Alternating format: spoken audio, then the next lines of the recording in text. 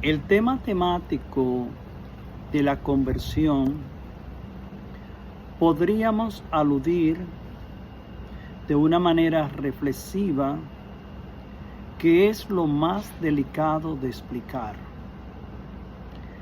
en especial cuando uno vive una vida de obstinación en el pecado. Uno se convierte como en una coraza de acero. Todo lo que llega relativo a las cosas del Espíritu rebota sobre nosotros. No quisiéramos ilustrarlo así, y sin embargo, nosotros sabemos que así es que sucede. No estamos aludiendo que para Dios es imposible la conversión de un pecador. Desde luego que no, todo es posible para Dios.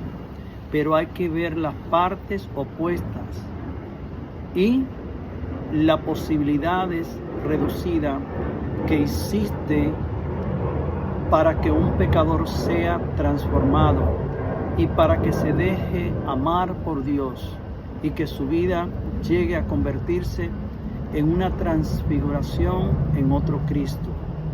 Esto realmente no se realiza al azar mágicamente.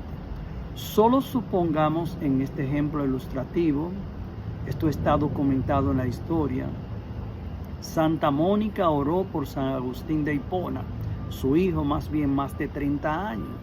Y después de 30 años de mucha oración, sacrificio, pidiéndole a Dios por la conversión de su hijo, San Agustín se quitó ese traje, esa coraza que llevaba contra Dios. Y San Agustín se convierte no solo en lo que lo reconocemos, sino en un gran santo que ahora goza por toda una eternidad. Y el legado de sabiduría y de aprendizaje que nos ha dejado este doctor de la iglesia, que escribió muchísimos libros, es algo maravilloso ver la transformación que Dios realizó en San Agustín. Pues todos los casos son diferentes. Quizás podemos comenzar una misión de ayuno, de penitencia o de oración por la conversión de un hijo, de un hermano, y quizá no se tome tanto tiempo, porque no vamos a literalizar. Este es un caso muy especial, puede ser que se tome menos, solamente Dios lo sabe, y todo va a depender de nuestra consistencia, nuestra perseverancia, porque imaginémonos que comencemos a orar por una persona y llevamos 3 años y ya comenzamos a decir, ya yo no voy a orar por ese borracho, por ese bandido, esa prostituta, etcétera, etcétera. Esa persona ya realmente decidió vivir y morir así. Nosotros estaríamos incurriendo en una falta muy grande, porque lo que Dios ha comenzado con nosotros no lo podemos dejar inconcluso, tenemos que seguir la misión, porque si Dios nos toca y nos llama y nos señala para una misión, como lo hizo en el caso del profeta Jonás, un buen ejemplo. Fue llamado Jonás, pero comenzó a huir y a hacer cosas diferentes. Pero al final Jonás se puso en camino. Y a través del profeta Jonás, que fue el instrumento que Dios usó, todo el pueblo de Nínive, todas sus gentes se convirtieron. Pues nosotros podemos convertirnos en un medio de salvación para nuestra familia, como también podemos convertirnos en un medio de condenación, porque si no queremos abrirnos al llamado de Dios, la conversión, que es esa transformación que Dios quiere realizar en nosotros, realmente no se va a realizar. Pues no hay naciones, ni pueblos, ni campos, nada en lo absoluto en este mundo que comience a invocar el santo nombre de Dios, dejando los malos caminos, que Dios se quede indiferente. Pues Dios va a sanar esa nación, va a sanar esa tierra, va a convertir a esos hombres que en verdad comienzan en buena voluntad a volverse de todo corazón a Dios. Y esto no son solamente ilusiones nuestras o una ilustración más para rellenar un espacio.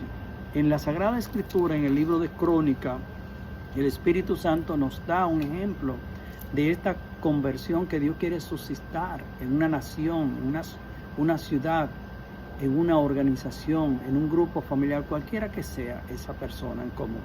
Pues nos dice el libro de Crónicas, el segundo libro de Crónicas, capítulo 7, versículo 14.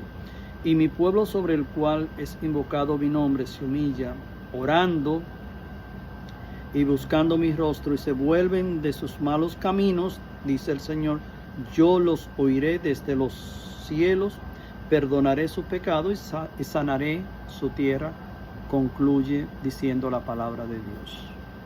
Bendito sea Dios en esta palabra que el Señor nos confirma que para Dios nada es imposible. Si nosotros no tomamos el camino, la ruta correcta, desde luego entrando en nosotros mismos, desde lo que es el modelo de la autoevaluación, tenemos que aprender a autoevaluarnos entrando en nosotros mismos y descubrir aquello que no nos permite encaminarnos hacia el reino de los cielos. Porque los impedimentos en la vida espiritual significan esos múltiples pecados. Aquí no hay que hablar de la fornicación, de la hechicería, de cualquiera que sea ese pecado. Estos son los impedimentos que el Señor nos va a hacer ver a la luz de la palabra en la vida espiritual, para que entonces cualquiera que sean esos males adyacentes que estén entre nosotros, desde lo que es la autoevaluación, venga la redundancia, como hicimos mención, entonces nosotros vamos a comenzar a sacar esas cosas. Y esto significa también limpiar la casa espiritual.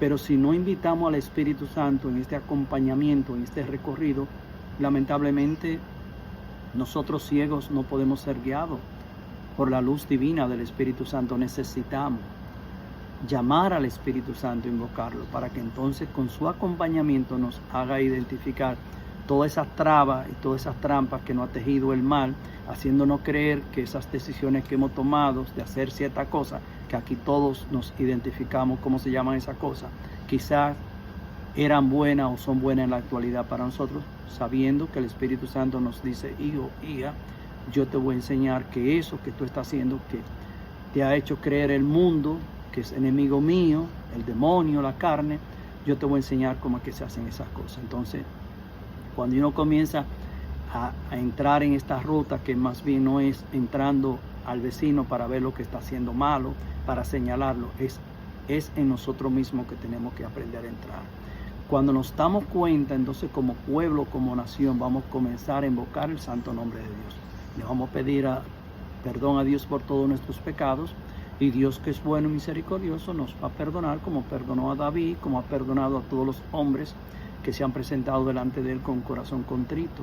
Y no solo vamos a ser sanados físicamente, vamos a ser sanados espiritualmente en nuestra tierra, nuestra hábitat, nuestros entornos, todo eso va a ser sanado.